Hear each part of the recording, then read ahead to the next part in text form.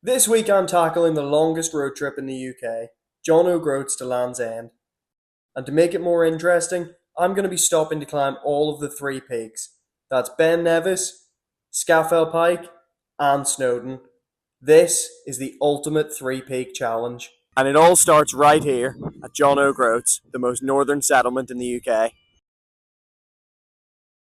To get things started, Liv and I made our way down through the Scottish Highlands to reach our first mountain, Ben Nevis. Nevis was the first big mountain I ever climbed, and when I did, the weather was less than ideal. That was not the case this time. The sun was shining, the wind was fairly calm, and most importantly, it wasn't snowing. Nevis stands at 4,413 feet, making it the tallest mountain in the UK. The trail is about 10 miles long and takes around 8 hours to complete. The trail starts fairly gradually, allowing you to warm up for a bit before it starts getting intense. When you hit the tree line and start snaking around, it gets a lot steeper and the ground gets a lot more uneven. But all in all, the first half's easy enough.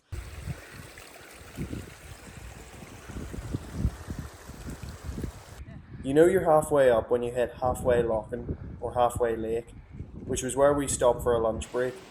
It's quite deceptive though, because although it's halfway in elevation, it isn't in duration, because the second half is a lot more difficult than the first, which slows you down a lot.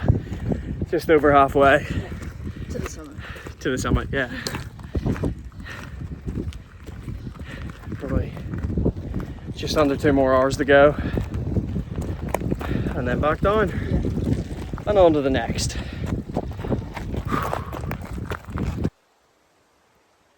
We kept going and we made it through the waterfall before reaching the start of the difficult rocky section.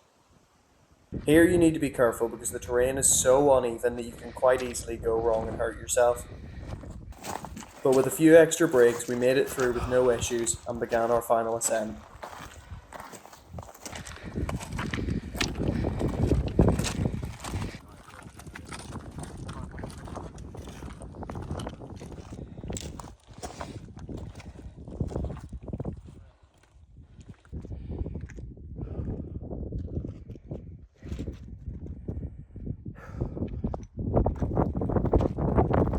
Although it's still rocky in parts, the final ascent has a much better surface.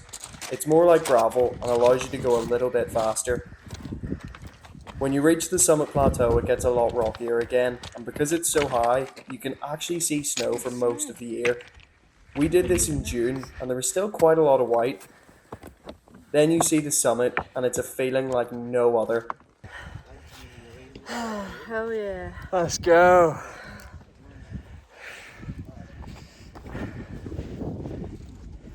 We wanted to make it up in under 4 hours, and we got there just under the wire at 3 hours 55. Being at the summit is surreal. It feels like you're on top of the world, and you can see for miles and miles. We spent quite a while up there just taking in the views, and being proud that we'd made it. But then it was time to start making our way down.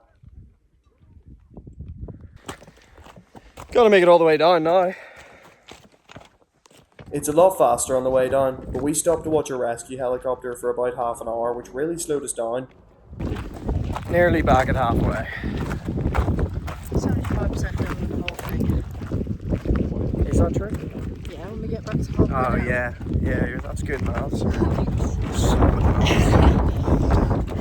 All in all, I think we added an extra hour and a half to our final time through stops for lunch, at the summit, and to watch the rescue, which makes the final time a lot more disappointing, but completely worth it in my opinion.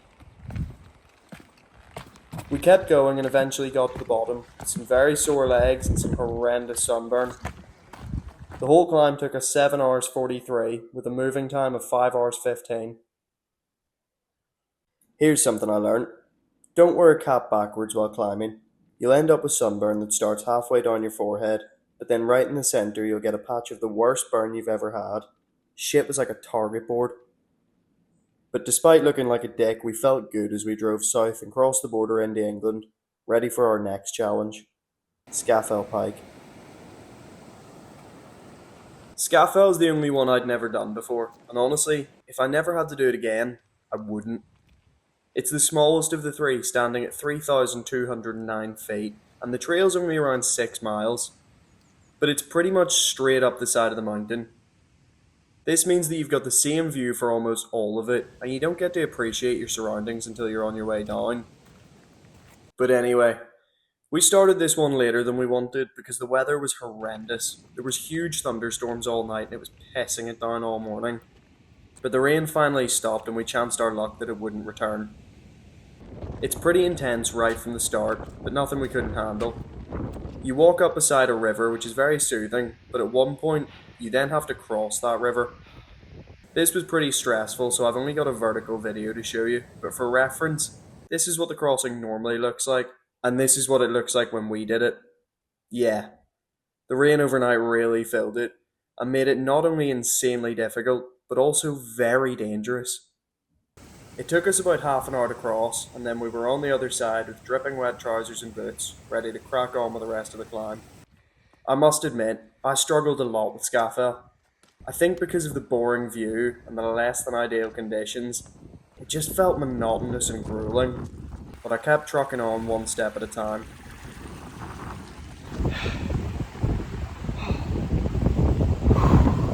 We're right in the cloud now. The rocky section to the summit is honestly one of the worst things I've ever climbed. It's almost impossible to get a solid step, and it doesn't look it, but it's insanely steep. It's all worth it though when you finally get to put your hands on the summit and feel that accomplishment that you can't feel anywhere else. I forgot to stop my Strava right away, so the time's slightly higher, but we got up in just under 3 hours. I think it was around 2 hours 52, which I thought was great for the conditions. Yeah. The way down was pretty easy compared to other mountains because it was so straight. It still hurt like a bitch though. We really did get lucky with our timings because as we were about 20 minutes from the end, the rain started again, but it didn't get heavy until as soon as we got back to the van. All in all, not the most enjoyable climb, but another one ticked off the list. That's 2. We did it in 4 hours 50 with a moving time of 3 hours 23. With 2 out of 3 completed, it was time to move on to the next. We drove the whole way through England and into the Welsh valleys to find our final mountain, Snowdon. Snowdon is the second tallest, standing at 3,560 feet with a 7.4 mile trail. It's my favourite of the 3 because there's so many different routes. We took the pig track up and the miners track down. The pig track is the second most difficult route up, but it's more direct than many of the others, so it's a bit shorter. It starts with a relatively steep stair climb before it levels off for a while. It's quite intense, this one.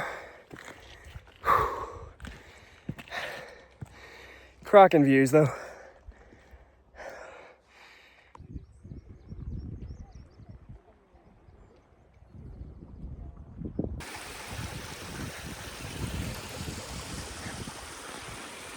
Then you've got a section of some scrambling that isn't the easiest, but not something that requires much experience.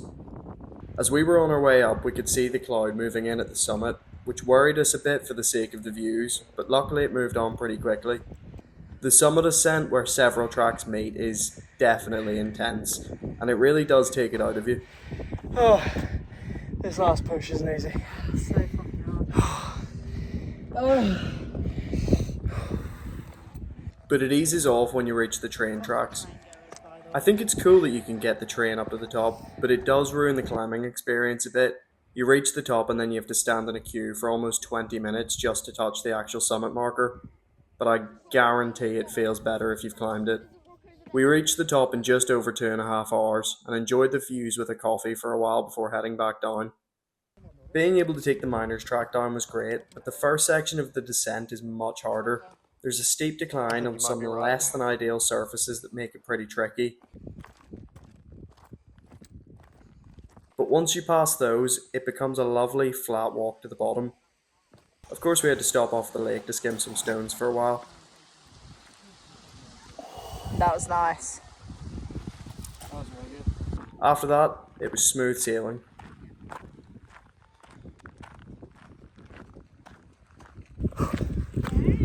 Almost there now. Looking like we might get there in under 5 hours, which is absolutely fantastic. for the final mountain. It's been a lot easier on the way down, hasn't it? Oh, absolutely, yeah. It's actually quite a pleasant walk, taking a different path. And the view is just out of this world. Stunning.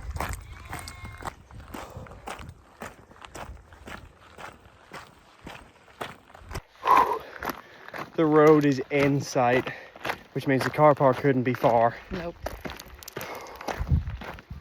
I want a can of Coke so bad. So, we survived the UK's 3 peaks, and it felt great. We didn't do it as a 24-hour challenge, but we felt so accomplished having done it in a week. Yeah, I'm racing happy in the mountains.